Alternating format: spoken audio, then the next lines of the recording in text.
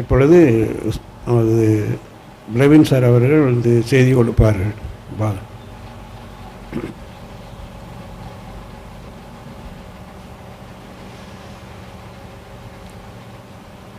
செய்திக்கு முன்பதாக ஒரு சின்ன அறிவிப்பு சொல்ல மறந்துட்டேன். அடுத்த மாதம் வேதாகம தேர்வு வந்து சங்கீதம் 1லேருந்து 50 வரைக்கும், கூடுமான வரைக்கும் அதை வந்து கேள்வி பதிலாக இல்லாமல் ரிட்டன் டெஸ்ட்டாக வைக்கலான்னு யோசித்துருக்குறோம். ஏன்னா எல்லா புக்ஸ்லேருந்தும் நம்ம எல்லா வேதத்தின் பகுதியிலேருந்தும் நம்ம கேள்வி கேட்க முடியாது. சிலதில் வந்து ரிட்டன் டெஸ்ட் தான் வைக்க முடியும், அந்த மாதிரி இருக்குது. அதனால் அநேகமாக ரிட்டன் டெஸ்ட் தான் இருக்குன்னு நினைக்கிறேன். 1லேருந்து 50 அதிகாரம் படிக்கிறது பெரிய விஷயம் இல்லை. ஏன்னா அடுத்த மாதம் உங்களுக்கு 4வது வாரம் என்பது ஜூன் 28ஆம் தேதி தான் வருது. இன்னும் 5 வாரம் இடையில இருக்குது. ஒரு வாரத்தில் சங்கீதத்தில் 10 அதிகாரம் படிக்கிறது ஒரு பெரிய விஷயமே கிடையாது. எல்லாம் மேக்ஸிமம் சின்ன சின்ன அதிகாரமாக தான் இருக்கும். அதனால் சங்கீதம் 1லேருந்து 50 வரைக்கும் எல்லோரும் ஆயத்தப்படுத்தி கொள்ளும்படி கேட்டுக்கொள்கிறேன். ஜெபம் செய்வோம். எங்கள் அன்பின் ஆண்டவரே, இந்த அருமையான மத்தியான வேலைக்காக உங்களுக்கு ஸ்தோத்திரம். ஆண்டவரே தேவரீர், இந்த நாளிலும் கொடுக்கப்பட போகிற செய்தி என்னுடைய செய்தியாக இருக்க வேண்டாம், நீங்களே உம்முடைய பிள்ளைகளோடு பேசும்படியாக ஜெபிக்கிறேன். ஒருவேளை ஒரு சிலர், விரல் விட்டு எண்ணக்கூடிய ஒரு சிலர் மாத்திரம் அமர்ந்திருந்தார்கள் இந்த காலையிலே. ஆனால் உம்முடைய தாசன் ஜபித்த ஜபத்தை கேட்டு, எங்கள் எல்லாருடைய ஜபத்தையும் கேட்டு ஆண்டவர் புதிய ஆத்துமாக்களையும் இன்றைக்கு கொண்டு வந்ததுக்காக ஸ்தோத்திரம். ஆண்டவர், செய்திகள் ஒவ்வொரு மக்களுக்கும் தனிப்பட்ட வாழ்க்கையிலே ஆசீர்வாதத்தை கொண்டு வரத்தக்கதாக ஆண்டவர் பெரிய காரியங்களை செய்யும்படியாக ஜெபிக்கிறோம். மீட்பர் இயேசுவின் நாமத்தில் வேண்டுகிறோம் நல்ல பிதாவே, ஆமென். சரியாக 5 பேர் தான் உட்காந்துருந்தாங்க இன்றைக்கி. நாங்கள் இதுக்கடையில் பிந்தி தான் வந்தோம். பாளையங்குடிலேருந்து 11:15 மணிக்கு தான் வந்தோம். ஜான்சன் சாரையும் சேர்த்து மொத்தமே 5 பேர் தான் உட்காந்துருந்தாங்க. ஆனால் இப்போ 5-2 10 பேர் உட்காந்துருக்காங்க. அது ஆண்டவர் செஞ்ச ஒரு காரியம்தான். ஆண்டவருக்கு ஸ்தோத்திரம். இன்றைக்கி செய்தி வந்து, செய்தியின் தலைப்பு ஆபிரகாமின் தேவ பக்தி. ஆபிரகாம் என்று சொன்னால் எல்லாருக்கும் நமக்கு தெரியும். இந்த ஆபிரகாம் எப்படி ஆண்டவருக்கு உண்மையாக இருந்திருப்பார் என்பதை நாம் பார்க்க போகிறோம். ஆண்டவர் வந்து ஆபிரகாமுக்கு அதிகமாக முக்கியத்துவத்தை கொடுக்கிறத வேதத்தில் பார்க்கிறோம். ஆதியாகமம் 18வது அதிகாரம் 18ஆம் வசனம். 18 போதும். நான் செய்ய போகிறதை ஆபிரகாமுக்கு மறைப்பேன். ஆண்டவர் சில நேரங்களிலே சில காரியங்களை செய்கிறார். ஒருவேளை சிலருக்கு நல்ல காரியங்களை செய்கிறார், சிலருக்கு ஒருவேளை ஆண்டவர் சில காரியங்கள் நிமித்தமாக சில தண்டனைகளை கூட கொடுக்க வேண்டிய சூழலில் வந்து விடுகின்றது. ஆனால் ஆண்டவருக்கு என்ன சொல்றார்? நான் செய்ய போகிறத ஆபிரகாமுக்கு மறைப்பேனா? அப்படியானால் ஆண்டவருக்கும் ஆபிரகாமுக்கு இருந்த தொடர்பு எவ்வளவு பெரிய தொடர்பு என்பதை நாம் பார்க்க வேண்டும். அடுத்தபடியாக ஆதியாகமம் 19வது அதிகாரம் 29ஆம் வசனம். 19:29.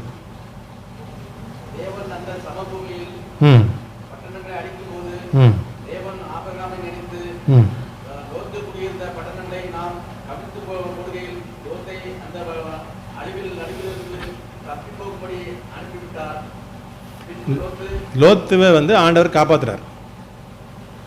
சோதோம் கொமோரா பட்டணங்கள் அழிக்கப்படுது. இந்த சோதோம் பட்டணத்தை விட்டு லோத்துவை அவனுடைய குடும்பத்தையும் தேவதூதர்கள் என்ன செய்கிறாங்க? கையை பிடிச்சி இழுத்து வெளியே கொண்டு வந்துடுறாங்க. அங்கே ஓடி போய் பக்கத்தில் சோவார் என்கிற ஊரிலே அவர் அடைக்கலம் புகுந்து விடுகின்றார். அவர் அங்கே போனவர் தான் அதுக்கப்புறம் ஆண்டவர் என்ன செய்கிறார்? சோதோம் கொமோரா பட்டணத்தை அழிக்கிறார். சோதோம் கொமோரா பட்டணத்தை எப்படி அழித்தார் ஆண்டவர்? அக்கினினாலும் கந்தகத்தினாலும் அழித்தார். அப்படி அழிக்கும்போது லோத்துவை ஆண்டவர் காப்பாற்றுறார். லோத்துவையும் அவனுடைய மனைவி பிள்ளைகளையும் ஆண்டவர் காப்பாற்றுறார். அவர் எப்படி காப்பாற்றுகிறார் என்பதை குறித்து தான் வேதத்திலே தெளிவாக சொல்லப்பட்டிருக்கிறது. தேவன் ஆபிரகாமை நினைத்து, லோத்தை நினைத்துனா போட்டிருக்கு. காப்பாற்றினது லோத்து குடும்பத்தையும் தான். ஆனால் ஆண்டவர் லோத்தையும் அவன் குடும்பத்தையும் நினைத்துன்னு போடலை, ஆபிரகாமை நினைத்து. அப்போ அந்த அளவுக்கு ஆபிரகாம் ஒரு நீதிமானாக இருந்தார், ஆண்டவருக்கு பிரியமான மனுஷனாக இருந்தார். அதனால் சிலர் சொல்லுவாங்க, எப்பா உங்கள் அப்பா முகத்துக்காக உன்னை உடனேம்பாங்க. சில பசங்க ரொம்ப சேட்டை பண்ணால் அப்படிலாம் சொல்லுவாங்க, கேட்டிருப்பீங்க. அதே போல தான் இங்கேயும் நடந்தது. ஆபிரகாமை நினச்சி என்ன செய்கிறாரு, லோத்தை காப்பார். அந்த அளவுக்கு ஆபிரகாம் ஆண்டவருக்கு மிகவும் பிரியமான ஒரு வாழ்க்கை வாழ்ந்தவர். அப்படின்னா ஆபிரகாம் எப்படி ஆண்டவருக்கு பிரியமாக வாழ்ந்தார் அப்படிங்கிறத நம்ம பார்ப்போம். முதலாவதாக ஆதியாகமம் 12வது அதிகாரம் 1ஆம் வசனம்.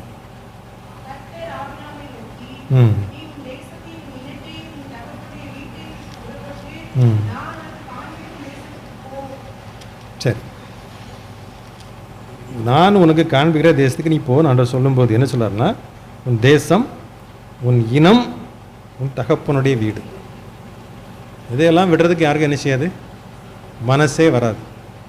எங்கள் அப்பா காலத்து வீடு, தாத்தா காலத்து வீடுன்னு சொல்லி இன்றைக்கி கோயம்புத்தூரில் மெட்ராஸில் இருந்தாலும் என்ன செய்வாங்க, வருஷத்துக்கு ஒருக்கா பார்க்க வந்துடுவாங்க. என்ன சின்ன பந்துக்களில் பார்த்து பேசுவாங்க, இது என்னுடைய சொந்த மாவட்டம் அப்படின்னு சொல்லுவாங்க.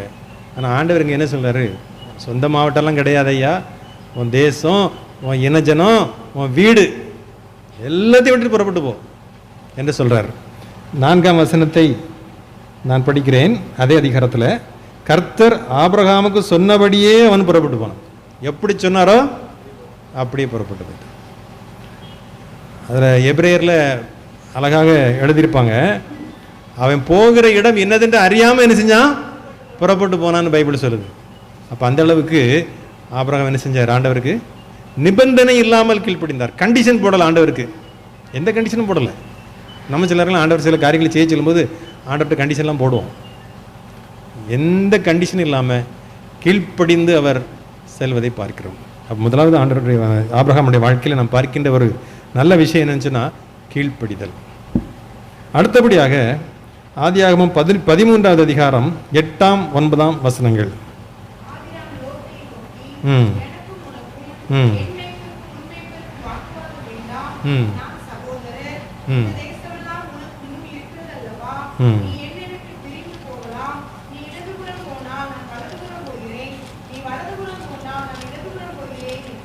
சரி, இங்கே ஒரு பிரச்சனை வருது. ஆபிரகாமும் லோத்தும் ஒன்றா தான் இருக்காங்க, ஏகப்பட்ட மந்தைகள். ஆபிரகாமை பற்றி சொல்லும் பொழுது பைபிள் என்ன சொல்லப்படுதுன்னா, மிருக ஜீவன்களும் வெள்ளியும் பொண்ணுமான ஆஸ்திகளை உடையவனாக இருந்தான், பெரிய சீமானாக இருந்தான். அப்படிப்பட்ட ஆபிரகாமுக்கும் லோத்துவுக்கும் நிறைய சொத்து சுகங்கள் மந்தைகள்லாம் இருந்துச்சு. அந்த நேரத்தில் லோத்துடைய மந்தை மேய்ப்பருக்கும் ஆபிரகாமுடைய மந்தை மேய்ப்பருக்கும் அங்கே ஒரு வாக்குவாதம் வந்துச்சு. அந்த சந்தர்ப்பத்தில் ஆபிரகாம் லோத்துவை அழைத்து சொல்லக்கூடிய வார்த்தை இதுதான், தேசமெல்லாம் உனக்கு முன் இருக்கிறதல்லவா, நீ என்னை விட்டு பிரிந்து போகலாம், நீ இடதுபுறம் போனால் நான் வலதுபுறம் போகிறேன், நீ வலதுபுறம் போனால் நான் இடதுபுறம் போகிறேன். இது எதை காமிக்கிறதுன்னு சொன்னால் ஆபிரகாமுடைய விட்டு கொடுக்கிற மனப்பான்மை. நம்ம சேர்ந்துருந்தா இப்படி தான் இருக்கும், வாக்குவாதம் வந்துக்கிட்டே தான் இருக்கும் மேய்ப்பர்களுக்குள்ள. அதனால பிரிந்து போகிறது நல்லது. ஆனால் எந்த பக்கம் வேணுமோ நீ போய்க்க, நீ இடது பக்கம் போனால் நான் வலது பக்கம் போய்க்கிறேன், இல்லை நீ வலது பக்கம் போனால் நான் இடது பக்கம் போய்க்கிறேன். விட்டு கொடுக்குற மனப்பான்மை இருக்குது பார்த்தீங்களா, இது ரொம்ப முக்கியம். நீ கிறிஸ்தவருடைய வாழ்க்கையிலே, நம்முடைய வாழ்க்கையில் அநேகருக்கு விட்டு கொடுக்குற மனப்பான்மைன்னா என்னன்னே தெரியாது. அப்படி தான் நம்ம பிள்ளைகளையும் நம்ம வளர்க்குறோம். இப்போது ஒரு ஆலயம் இருக்கிறது, சர்ச் இருக்கிறது, அதில் ஒரு பொறுப்பு கொடுக்கப்பட்டிருக்குன்னு வச்சுக்கோ. நான் யாரையும் குறிப்பிட்டு சொல்லலை, எனக்கு யாரை பற்றியும் தெரியாது. இந்த சர்ச்சில் ஒருத்தர் செக்ரட்டரியாக ஒரு 4 வருஷத்துக்கு ஒருத்தர் வைக்கிறாங்கன்னு வச்சுக்குவோம். சரி, அடுத்த பீரியட் வருது, அப்போ இன்னொருத்தரை செக்ரட்டரியாக வைக்கணும் அப்படின்னு பார்க்குறாங்க. அப்போ இவர் பழைய ஆளுன்னு செய்வார், நானே தான் இருக்கணும்னு பார்ப்பார். இதனால தான் இன்றைக்கி எல்லா இடங்களையும் பிரச்சனை வருது, அடிப்பிடி சண்டைகள், கோர்ட்டு கேஸு, இதெல்லாம் ஏன் வருது? இதனால தான் வருது. ஒரு குறிப்பிட்ட போதகர், அவர் ரொம்ப சீனியர். அந்த சீனியர் போதகர் அவரை கொண்டு இருக்கிறதுலே ஒரு சின்ன கிராமத்தில் கொண்டு போஸ்டிங் போட்டாங்க. ஆனால் அவர் என்ன செய்யலை, வாக்குவாதம் பண்ணலை. நான் பெரிய ஊருக்கு தான் போவேன்னு சொல்லலை, சின்ன கிராமம் போயிட்டார். சரி பரவாயில்ல, ஆண்டர் ஊழியம் தான், ஊழியம் செய்கிறது தானே வந்திருக்கோம், சின்ன ஊருக்கு போட்டானே அப்படின்னு போயிட்டார். போனால் இவருடைய மகன் பிஎஸ்சி முடித்திருக்கிறார். அந்த காலத்தில் நான் சொல்கிறேன், ரொம்ப வருஷத்துக்கு முன்னாடி பிஎஸ்சி முடித்திருக்கிறார். எம்எஸ்சி சீட் ட்ரை பண்ணால் எம்எஸ்சி இடம் கிடைக்கல, மார்க் ரொம்ப கம்மி. அப்போ இவர் போதகராக ஜாயின் பண்ணியிருக்கிறார். அந்த கிராமத்தில் ஒரு பெரியவர், அவர் மெட்ராஸில் இருக்கிறார். அவர் சொன்னால் ஒரு மெட்ராஸில் ஒரு பெரிய காலேஜ் இருக்குது, அவர் சொன்னால் அந்த காலேஜில் சீட்டு கொடுப்பாங்க. அப்படிப்பட்ட ஒரு பவர்ஃபுல் மேன் அந்த கிராமத்தில் இருக்கிறார். இந்த புதுசாக ஜாயின் பண்ண போதகரை அவர் பார்க்க வராரு. அப்போ இவர் தன்னுடைய குடும்பத்தை பற்றி சொல்கிறாரு, என் பையன் இப்படி பிஎஸ்சி முடிச்சிருக்காங்க, எம்எஸ்சி ட்ரை பண்ணி கிடைக்கல அப்படின்னு சொல்லி அவர் சொல்லிகிட்டு இருக்காரு. அப்போது அந்த ஊரில் இருந்த அந்த முக்கியமான மனிதர், முக்கியஸ்தர், அவர் சொல்கிறாரு, மெட்ராஸில் இந்த காலேஜில் நான் சீட்டு எடுத்து கொடுக்க முடியும், வர சொல்லுங்கள், மார்க் குறையா இருந்தாலும் பரவாயில்ல, மார்க் ஷீட் எடுத்து வர சொல்லுங்கள், நான் சீட் வாங்கி கொடுக்குறேன்னு சொல்லி சீட் வாங்கி கொடுத்தார். அவருடைய மகன் எம்எஸ்சி முடித்து ஒரு பெரிய வேலைக்கு வந்தார் பிற்காலத்தில். எதுக்காக இதை சொல்கிறேன்னா, நான் இங்கே தான் இருப்பேன், நான் இந்த பதவியில் தான் இருப்பேன்னு விட்டு கொடுக்குற மனப்பான்மை இல்லாமல் இருந்தாங்கன்னா அவங்க ஆசீர்வாதத்தை வாழ்க்கையில் பார்க்கவே முடியாது. அந்த விட்டு கொடுக்குற மனப்பான்மை என்பது இன்னைக்கு கிறிஸ்தவ சமயத்தில் இல்லவே இல்லை. நான் தான் பெரியவன், நான் தான் பெரியவனாக இருக்கணும், நான் தான் தர்மகர்த்தாவாக இருக்கணும் கோயிலில். நான் எங்கள் தாத்தா தானே கோயிலை கட்டினார், அப்புறம் நான் தானே இருப்பேன், இப்படியெல்லாம் நினைக்கக்கூடாது. அந்த விட்டு கொடுக்குற மனப்பான்மை கிறிஸ்தவர்களிடத்தில் வரணும். மற்றவங்களை மதிக்க தெரியணும். இன்னைக்கு மதிக்க தெரியல, மற்றவங்களை நமக்கு மதிக்க தெரியல. ஆக ஒரு சிலரை தான் இங்கே வந்திருக்கீங்க, நான் யாரையும் குறிப்பிட்டு பேசலை. ஒருவேளை இந்த செய்தியை யூடியூப்பில் கேட்குறவங்களுக்கு இது பிரயோஜனமாக இருக்கலாம், எனக்கு தெரியாது. இந்த விட்டு கொடுக்குற மனப்பான்மை நம் ஆபிரகாம் இடத்திலிருந்து தான் கற்றுக்கொள்ள வேண்டும். மூன்றாவதாக பார்க்கும்போது லூக்கா எழுதின சுவிசேஷம் 19வது அதிகாரம் 9ஆம் வசனம்.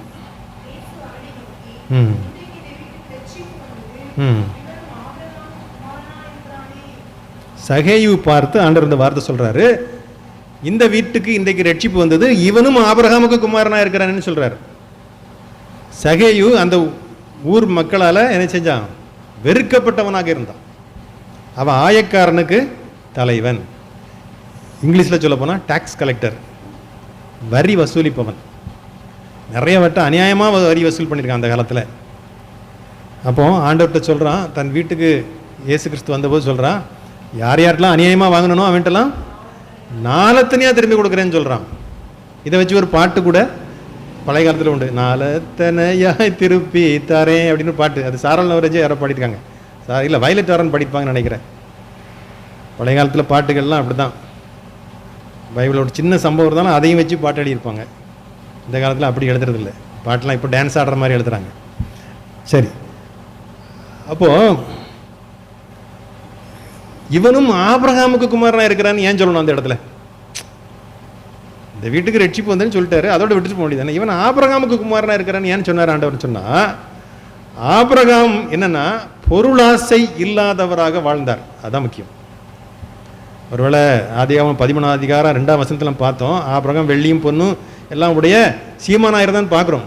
சில சொல்லுவாங்க, உலக ஆசீர்வாதம்லாம் ரொம்ப நாடக்கூடாது கிறிஸ்தவங்கன்னு சொல்கிறீங்களே, பைபிளில் பாருங்கள் ஆபிரகாம் எப்படி சீமானா இருந்தான் இருக்கு அப்படின்லாம் சில சொல்லுவாங்க. ஆனால் சீமானாக தான் இருந்தான், இல்லைன்னு சொல்லலை.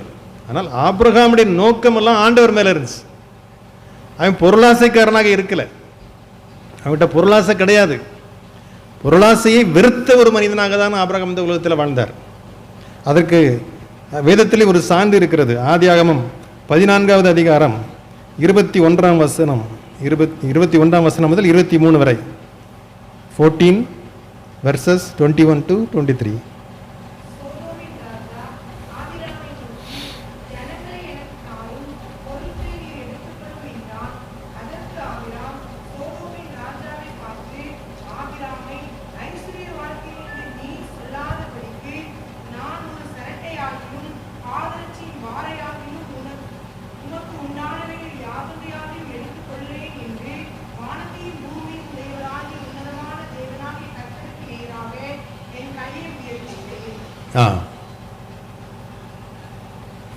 அதாவது சோதோமின் ராஜா, கொமோராவின் ராஜா, அது கூட சேர்ந்து மொத்தம் 5 ராஜாக்கள். இந்த 5 ராஜாக்களுக்கும் சினேயாரின் ராஜா, ஏலாசாரின் ராஜா அப்படின்னு சொல்லி அவங்க ஒரு 4 பேர். அந்த 4 ராஜாக்களோடு இந்த 5 ராஜாக்கள் சண்டை போடுறாங்க, சோதோமின் ராஜாவையும் சேர்ந்து. இதில் சோதோமின் ராஜா தோத்து போகிறார். கொமோராவின் ராஜாவும் தோற்று போகிறார். இந்த குரூப் தோற்றுருது, 5 பேர் அடங்கிய குரூப் தோற்று போயிரு. இதில் சோதோமில் யார் இருக்கா? இப்போ லோத்து இருக்கான், ஆபிரகாமுக்கு அண்ணன் பையன். அவனையும் பிடிச்சிட்டு போயிட்டாங்க. அவனுடைய மனைவி, பிள்ளைகள், அவனுக்கு இருந்த ஆஸ்திகள் எல்லாத்தையும் கொண்டு போயிட்டான். இந்த செய்தி ஆபிரகாமுக்கு கிடைக்கிறது. அப்போ ஆபிரகாம் பக்தி உள்ளவனா மட்டும் ஒரு பெரிய யுத்த வீரனாகவும் அந்த காலத்தில் இருந்திருக்கிறார். ஒரு ராஜாவால் சாதிக்க முடியாதது அவரால் சாதிக்க முடிஞ்சிருக்குது. தன்னுடைய வீட்டில் பிறந்த கைப்பிடிந்தவர்களாகிய 318 பேர், அவ்வளோ வேலைக்காரங்க அவருக்கு இருந்திருக்காங்க அந்த காலத்தில். ஆபிரகாம் 318 பேரை கூட்டிகிட்டு போய் அவர்கள் மீது அவர்களை பின்தொடர்ந்து அவர்கள் மீது 3 பவிஞ்சிகளாக பிரிந்து அவர்கள் மேல் விழுந்து அவர்களை முறியடித்து சோதோம் கொமோராவிலிருந்து பிடித்து கொண்டு போகப்பட்ட அந்த மக்கள், அவருடைய பொருட்கள், ஆடு மாடுகள் எல்லாத்தையும் என்ன செய்கிறாரு? திருப்பி கொண்டு வரும்போது சோதோமின் ராஜா வரவேற்கிறதுக்கு எதிர்கொண்டு போகிறார். இவர் தோற்று போயிட்டாரு. இவருக்கு பதிலாக ஆபிரகாம் சண்டை போட்டு ஜெயித்துட்டு வராரு. எதிர்கொண்டு போயிட்டு என்ன சொல்கிறார் தெரியுமா? ஜனங்களை என்கிட்ட கொடுத்துருங்க, பொருட்கள் எல்லாம் நீங்கள் எடுத்துக்கணும். ஒரு தாராள பிரபுவாக சொல்லிட்டார். ஆனால் இந்த இடத்துல நம்மளாக இருந்தால் ஒருவேளை என்ன செஞ்சுருப்போம்? சரின்னு சொன்னாலும் சொல்லியிருப்போம் ஒருவேளை. ஆனால் ஆபிரகாம் சொல்கிறாரு, உங்ககிட்ட இருந்து ஒரு சரட்டையும் வேண்டாம், ஒரு பாதரட்ச வார் கூட எனக்கு வேண்டாம். நீர் ஆபிரகாம ஐஸ்வர்யவான் ஆக்குனேன்னு சொல்லவும் வேண்டாம் அப்படின்னு சொல்லி அவர் அந்த இடத்துல அந்த பொருளாசையை வெறுத்த ஒரு தன்மையை அங்கே என்ன செய்கிறாரு? வெளிப்படுத்துகிறாருங்கன்னு பார்க்குறோம். ஆபிரகாமுக்கு பொருளாசை கிடையாது. ஒரு அவர் சீமானாக இருந்தார். ஆனால் அந்த உலக பொருட்கள் மீது அவர் என்ன செய்யலை? ஆசை வைக்கவில்லை. அதனால தான் சகையை சொல்லும்போது ஆண்டவர் என்ன சொல்றார்? இவனும் ஆபிரகாமுக்கு குமாரனாக இருக்கிறானே என்று சொல்றார். அப்படியானால் ஆபிரகாமை ஆண்டவர் அந்த அளவுக்கு நேசித்ததுக்கு காரணம் பொருளாசை என்பது அவர்கிட்ட கிடையாது. அடுத்ததாக 4வதாக பார்க்கும்போது ஆபிரகாம் இருந்த ஒரு ஸ்பெஷல் கேரக்டர் என்னன்னு சொன்னால், ஆதியாகமம் 15வது அதிகாரம் 6ஆம் வசனம். நீதியாக எண்ணினார். ஆபிரகாமுக்கு குழந்தை இல்லை, பல வருடங்களாகியும் குழந்தை இல்லை. இந்த சந்தர்ப்பத்தில் ஆண்டவர் அவனை அழைத்து செல்கின்றார். பாருப்பா, வானத்தை நட்சத்திரங்கள் எல்லாம் பாரு, எவ்வளவு நட்சத்திரங்கள் இருக்கு, இந்த நட்சத்திரங்களை போல உன்னுடைய சந்ததியை நான் பெருக பண்ணுவேன் அப்படின்னு சொல்றார். கடற்கரை மணலை காமிக்கிறார். இந்த கடற்கரை மணலை போல உன் சந்ததியை பெருக பண்ணுவேன்னு சொல்றாரு. நம்மளா தான் என்ன செஞ்சிருப்போம்? சிரிச்சிருப்போம். ஆண்டவரே, ஒரே ஒரு பையன் கூட, ஒரே ஒரு குழந்தை கூட இல்லை, இப்படிலாம் சொன்னால் இது எப்படி நம்புறது? நம்மளை திருப்பி கேள்வி கேட்டுருப்போம். ஆனால் அவன் ஒன்றும் கேட்கல, விசுவாசித்தான். ஆண்டவர் சொல்லிட்டாரியா, வேற யாரும் சொல்லலை, அவர் சொல்லிட்டார், நடக்கும், ரைட், நம்புனான். அதை அவர் அவனுக்கு நீதியாக எண்ணினார். அதனால தான் இன்னைக்கு ஆபிரகாமுக்கு இன்னொரு பேர் உண்டு. என்ன பேர் உண்டு? விசுவாசிகளின் தகப்பன்.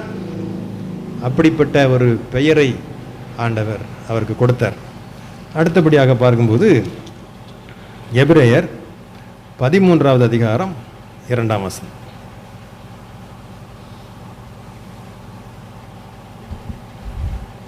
எபிரேயர் 13:2.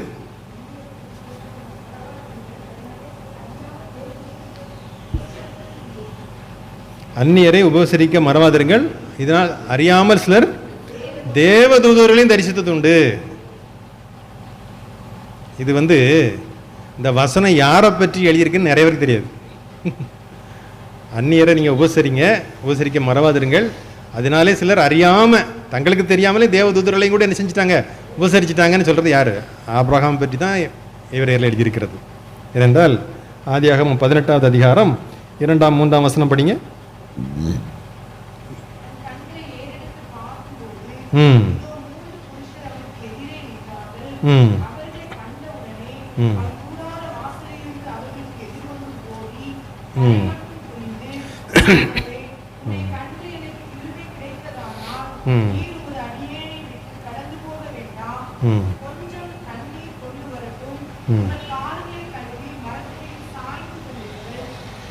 சரி, 3 பேர் வராங்க. அவங்கள பார்த்தாலே ஆபிரகாமுக்கு தெரிஞ்சிட்டு இவங்க உண்மையிலேயே தேவனுடைய பிள்ளைகள். அவங்க முகத்தை பார்த்து, முகத்தினுடைய பிரகாசத்தை பார்த்தோன்னே கண்டுபிடிச்சிட்டாரு, இது உண்மையிலே இவங்க வந்து தேவதூதர்கள்னு சொல்லி ஆபிரகாமுக்கு முதல்ல தெரியல. ஆனால் அவங்களோட முகத்தை பார்த்தோன்னே இவங்க ஆண்டவருடைய பிள்ளைகள்ங்கிறத கண்டுபிடிச்சிட்டார். அவங்க 3 பேரையும் அவர் வேகமாக ஓடி அவர் என்ன சொல்லப்பட்டிருக்குன்னா, இங்கே என்னுடைய இடத்தை விட்டு இங்கே கடந்து போக வேண்டாம், ஆண்டவரே உம்முடைய கண்களில் எனக்கு கிருபை கிடைத்ததனால் நீர் உமது அடியனை விட்டு கடந்து போக வேண்டாம் என்று சொல்லி அவர்களை மரத்தடியில் இளைப்பாற சொல்லி அவர்களுக்கு அப்பம், இறைச்சி, தண்ணீர் எல்லாம் கொண்டு வந்து கொடுக்கறதுக்கு அவர் செய்கிற காரியங்களை நாம் பார்க்கிறோம். அப்படியானால் இன்னைக்கு உபசரிக்கிறதுல அநேகருக்கு என்ன இல்லை, விருப்பம் இல்லை. ஒருவேளை சில சம்பவங்கள் இந்த நூற்றாண்டில் கூட நம்ம கேள்விப்பட்டிருக்கிறோம். சில வருடங்களுக்கு முன்பதாக சில காரியங்களை கேள்விப்பட்டிருக்கிறோம். ஒரு ஏழை மாதிரி ஒரு மனுஷன் வந்தார்யா, எங்கள் வீட்டுக்கு வந்தார், நாங்கள் அவருக்கு சாப்பாடு கொடுத்தோம், ஆனால் அவர் திடீர்னு மறைஞ்சு போயிட்டார். அப்படின்னா சில சம்பவங்கள் கடந்த 100 வருஷங்களுக்கு உள்ளாட கூட நடந்திருக்குது. இப்படிப்பட்ட சம்பவங்கள் ஒருவேளை பழைய காலத்தில் மட்டும்தான் நடந்ததுன்னு சொல்ல முடியாது, கடந்த 100 வருஷங்களுக்கு முன்பதாக கூட நடந்திருக்கிறது. அப்படியானால் சில நேரங்களில் நம்ம வந்து அந்நியர்களை, எளியவர்களை உபசரிக்கும் பொழுது தேவதூதர்களை என்ன செஞ்சிடும், நம்மை அறியாமலே உபசரித்து விடுகின்றோம். லூக்கா எழுதின சுவிசேஷம் 14வது அதிகாரம் 13 வசனம் படிங்க. லூக்கா 14, 14, 13. ம் ம் ம் ம் ம் சரி, நம்ம விருந்து பண்ணும்போது யாரை அழைக்கணுமா? ஏழைகளையும் ஊனரையும் சப்பானிகளையும் குருடரையும் அழைப்பாங்க. அதுக்கு அடுத்த வசனம் படிங்க. ம்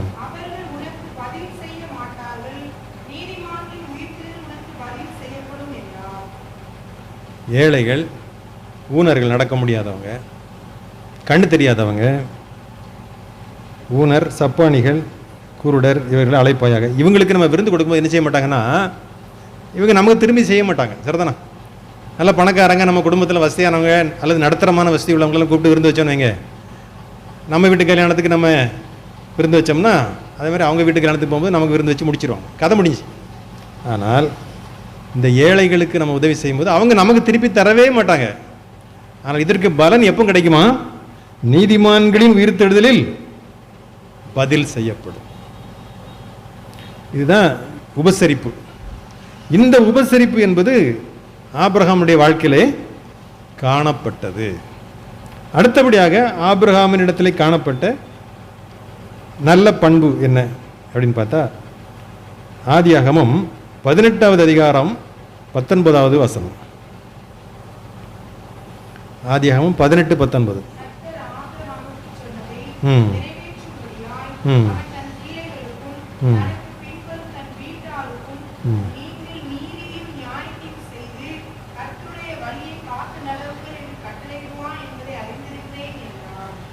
ஆபிரகாமை பற்றி இங்கே ஆண்டவர் ஒரு சர்டிஃபிகேட் கொடுக்குறார், ஒரு நற்சாட்சி கொடுக்குறார். என்ன நற்சாட்சின்னு சொன்னால், ஆபிரகாம் என்ன செய்வானா, தன் பிள்ளைகளுக்கும் தனக்கு பின்வரும் தன் வீட்டாருக்கும் நீங்கள் நீதியையும் நியாயத்தையும் செய்து கர்த்தருடைய வழியை காத்து நடவுங்கள் என்று கட்டளையிடுவான். ஆண்டவருடைய வழியிலே நடப்பதற்கு தன்னுடைய பிள்ளைகளுக்கு மட்டுமல்ல, தன்னுடைய வீட்டில் இருக்கிற எல்லாருக்கும் அவன் போதித்து அவங்களை என்ன செய்வான், நடத்துவான் என்று சொல்றார். உண்மையிலே அப்படி செஞ்சாரா ஆபிரகாம்? உண்மையிலே தன்னுடைய பிள்ளைகளுக்கும் தன் வீட்டாருக்கும் கர்த்தரை பற்றி போதித்து அவர்களை ஆபிரகாம் நடத்தினாரா? உண்மையிலே நடத்தினாரா? அதுக்கு உதாரணம் சொல்கிறேன். ஆதியாகமம் 24வது அதிகாரம் 63ஆம் வசனம்.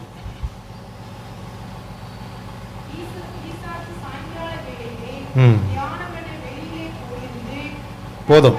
ஈசாக்கு என்ன செய்கிறாரு? ஈசாக்குனா யாரு? ஆபிரகாமுடைய மகன். அவர் என்ன செய்கிறாரு? சாயங்கால வேளையிலே தியானம் பண்ண வெளியில் போகிறார். சாயங்கால வேளையில செய்கிறாரு, ப்ரேயர் பண்ணுறதுக்காக வெளியே போகிறார். அப்போ இதெல்லாம் சொல்லிக் கொடுத்தது யாரு? அப்போ ஆபிரகாம் தான் சொல்லிக் கொடுக்குறார். சரிதானா? அதே போல் ஆதியாகமம் 24வது அதிகாரம் 26ஆம் வசனம்.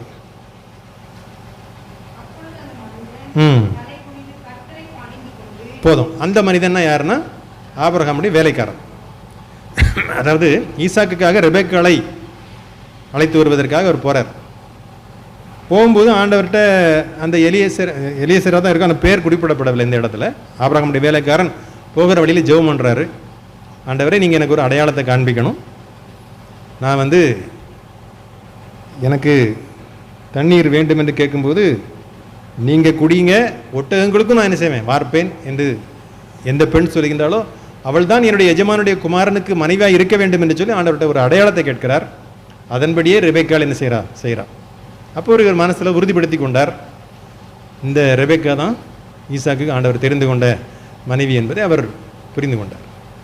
புரிந்து கொண்டு அதுக்கப்புறம் அந்த வேலைக்காரன் என்ன செய்கிறார், அதுதான் சொல்லப்பட்டிருக்கிறது 26ஆம் வசனத்தில், அப்பொழுது அந்த மனிதன் தலை குனிந்து கர்த்தரை பணிந்து கொண்டு. ஆண்டவர்கிட்ட அடையாளத்தை கேட்குறான். ஆண்டவர் இந்த பெண் தான் ஈசாக்கு என்பதை காண்பித்து விட்டார். காண்பித்தவர் என்ன செய்கிறான், ஆண்டவரை தலை குனிந்து பணிந்து கொள்கிறான். அப்போ இதெல்லாம் யார் சொல்லிக் கொடுத்தா? இதுவும் ஆபிரகாம் சொல்லிக் கொடுத்த பாடம் தான்.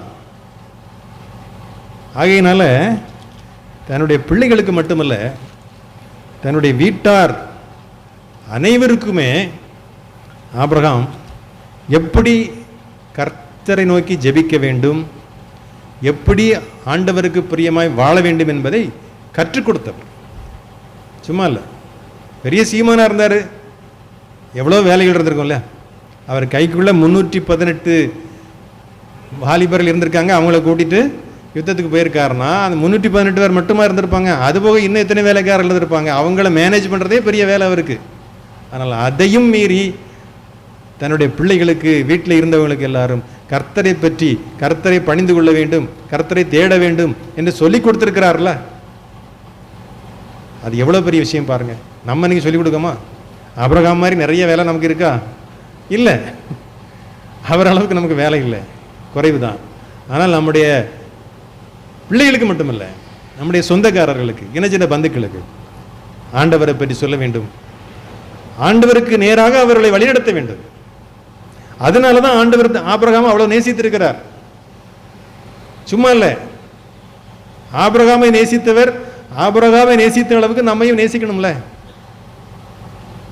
அப்போ அதற்கு ஏற்ற மாதிரி நாம் நடந்து கொள்ள வேண்டும். அடுத்தபடியாக ஆபிரகாம் ஒரு மன்றாட்டு ஜெப வீரர், மன்றாடி ஜெபிக்கின்ற ஒரு பண்புடையவராக இருந்தார்.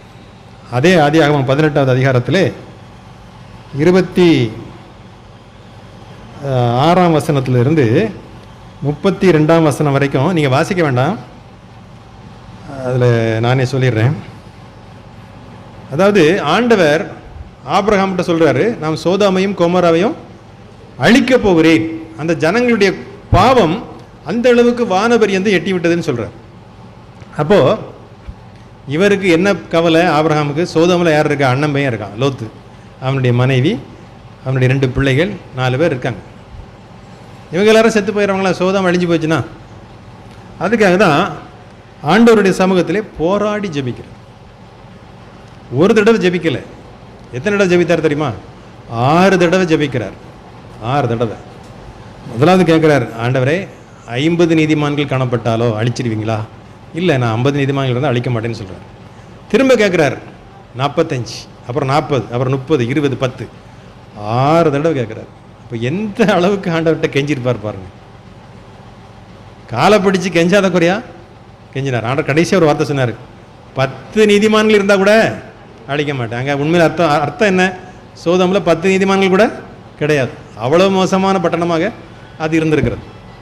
ஆக அந்த அளவுக்கு ஆண்டவருடைய சமூகத்தில் மன்றாடி ஜெபித்தார், தாழ்மையோடு மன்றாடி ஜெபித்தார். சும்மா மன்றாடி ஜெபிக்கல, ஊடே பாருங்க, அந்த வார்த்தை அதில் வரும், நானே படிக்கிறேன். ஆதியாகமம் 18வது அதிகாரத்தில் 27ஆம் வசனத்தில் தாவீது சொல்கிறாரு, இதோ தூளும் சாம்பலுமாயிருக்கிற அடியேன் ஆண்டவரோட பேச துணிந்தேன் அப்படின்னு சொல்கிறார்.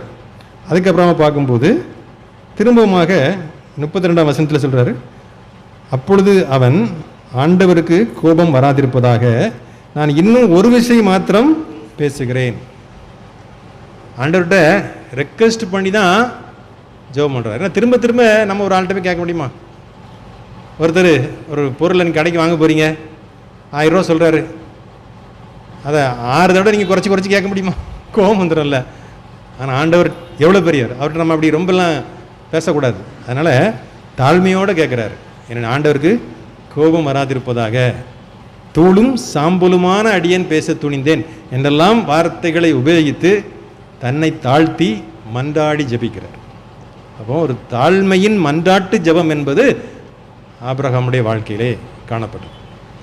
ஆண்டவர் ஒருவேளை ஆபிரகாமோட பேசினார், ஆபிரகாம்கிட்ட பேசின மாதிரி நம்மகிட்டலாம் பேசலை, இருந்தாலும் ஆண்டவர் தான் நம்மகிட்ட பேசுகிறாரே அப்படின்னு சொல்லி துணிகரமாக அவருடைய சமூகத்திலே போய் அவன் கேட்கல, மன்றாடி தாழ்மையோடு தான் என்ன செய்கிறான், ஜபிக்கிறான். நம்முடைய வாழ்க்கையிலும் கூட அந்த மன்றாட்டு ஜபம், தாழ்மையின் ஜபம் நமக்கு வர வேண்டும். அடுத்தபடியாக பார்க்கும் பொழுது ஆபிரகாம் மிகப்பெரிய ஒரு தியாகமுள்ள ஒரு மனிதனாக வாழ்ந்தார். அதான் முக்கியம். ஆதியாகமம் 22வது அதிகாரம் 10ஆம் வசனத்திலிருந்து 12ஆம் வசனம். ம் ம் ம்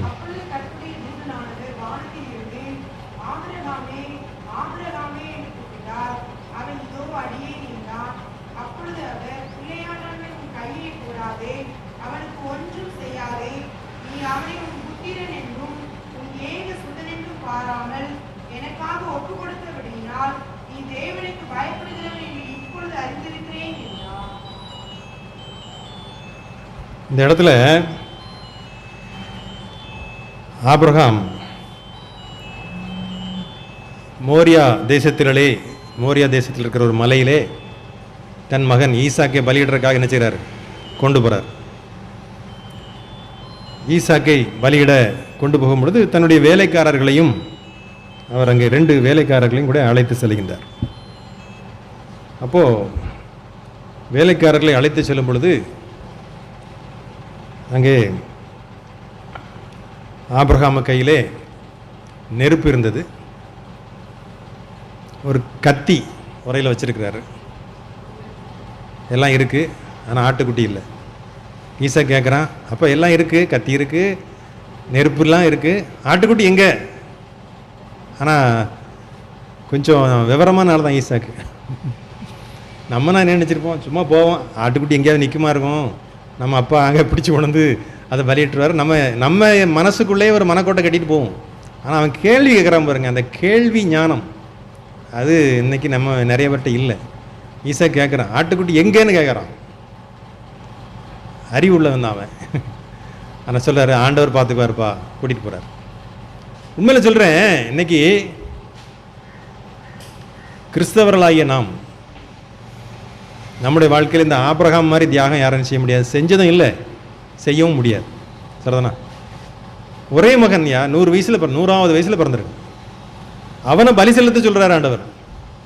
நாம இருந்தால் என்ன சொல்லிப்போம் தெரியுமா, ஆண்டவரே 100வது வயசில் பிறந்த பிள்ளையா, இதை கொண்டு பலியிலே சொல்கிறீங்களே, இதுக்கு பதிலாக ஒரு 100 ஆடை கொண்டு பலி செலுத்திடுறேனே, கொஞ்சம் விட்டுருங்களேன், அப்படி தான் நம்ம கேட்டிருப்போம். ஆனால் ஆண்டவர் சொல்லிட்டாரியா, செய்வோம், அவ்வளோதான். ஆண்டவர் சொல்லிட்டாரு, அவர் வார்த்தைக்கு தான் நினைச்சுவேன் முக்கியத்துவம் கொடுப்பேன்னு சொல்லி போறார், பலியிட போறார். பையனை விறகு கட்டையின் மேலே கிடத்தியாச்சு, கத்தியை எடுக்காரு. அந்த நேரத்தில் ஆண்டவருக்கே பொறுக்க முடியல, அவரே மனசு உடைஞ்சிட்டார். அங்கிருந்து கூப்பிடுறார், ஆபிரகாமே ஆபிரகாமே, சத்தம் வருது. அதான் தியாகம். ஆண்டவருக்காக தியாகம் செய்யக்கூடிய ஒரு மனிதனாக ஆபிரகாம் இருந்தார். கடைசியாக நாம் பார்ப்பது ஏசாயா 41வது அதிகாரம் 8வது வசனம். ஏசாயா 41:8.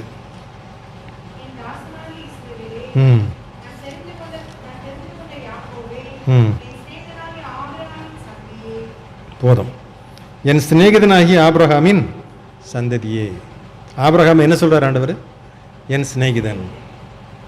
அப்போ ஆபிரகாம் அந்த ஆண்டவருடைய சிநேகிதன் என்று அழைக்கப்பட்டார் என்று சொன்னால், ஒருவேளை லூக்கா சுவிசேஷத்தில் ஒரு சம்பவம் ஆண்டவர் சொல்றாரு, ஐஸ்வர்யவான் லாசரை பற்றி ஒரு சம்பவத்தை சொல்றாரு. லாசர் எங்கே உட்காந்துருந்தானா? பரலோகத்தில் ஆபிரகாமுடைய மடியில் உட்காந்துருந்தான். பரலோகத்திலையும் கூட ஆண்டவர் என்ன செய்கிறார்? ஆபிரகாம் ஒரு உயரமான இடத்துல தான் வச்சிருக்கிறார். எதனால? அவருடைய சிநேகிதனாக இருந்ததுனால. இப்போ நாமளும் என்ன செய்யணும்? ஆண்டவருக்கு சிநேகிதர்களாக இன்னைக்கு மாறணும். சரிதானா? சும்மா ஆண்டவரை நோக்கி ஜெபம் பண்ணுறோம், பைபிள் வாசிக்கும், சரிதான். ஆண்டவருடைய சிநேகிதர்களாக மாறணும் இன்னைக்கு. அப்படியானால் இன்னைக்கு ஒருவேளை நம்ம ஆபிரகாமுடைய நற்பண்புகள் குறித்து, அவனுடைய தேவ பக்தி குறித்து என்னென்ன காரியங்கள் நம்ம தியானித்தோமோ அதன்படி நாமும் நடக்கும்போது என்ன செய்வார்? ஆண்டவர் நம்மையும் சிநேகிதர்களாக என்ன செய்வார்? மாற்றிக்கொள்வார். ஆக ஆபிரகாமை ஆண்டவர் என் சிநேகிதனாகிய ஆபிரகாமே என்று சொன்னது போல நம்மையும் ஆண்டவர் தம்முடைய சிநேகிதர்களாக மாற்றும்படியான கிருபை ஆண்டவர் நமக்கு தருவாராக. ஜெபம் செய்வோம். எங்கள் அன்பின் ஆண்டவரே, இந்த அருமையான மத்தியான வேளைக்காக ஸ்தோத்திரம். ஆண்டவரே, நாங்கள் தியானித்த வசனங்கள் 1 30 60 100 பலனை தர உதவி செய்யுங்க. ஆபிரகாம் எப்படி உமக்கு பிரியமாக வாழ்ந்தாரோ அதேபோல நாங்களும் உமக்கு பிரியமாய் வாழ்ந்து சிநேகிதனாகிய ஆபிரகாமின் சந்ததியே என் சிநேகிதனாகிய ஆபிரகாம் என்று சொன்னீங்களே ஆண்டவரே, அதே போல நாங்களும் உம்முடைய சிநேகிதர்களாய் மாறுவதற்கு ஆண்டவர் எங்களுக்கு கிருபை கொடுக்கும்படியாய் ஜெபிக்கிறோம். அப்பேற்பட்ட பாக்கியத்தை இந்த செய்தியை கேட்கிற ஒவ்வொருவருக்கும் ஆண்டவர் அருளி செய்யும்படியாய் ஜெபிக்கிறேன். மீட்பர் இயேசுவின் நாமத்தில் வேண்டுகிறோம் நல்ல பிதாவே, ஆமேன்.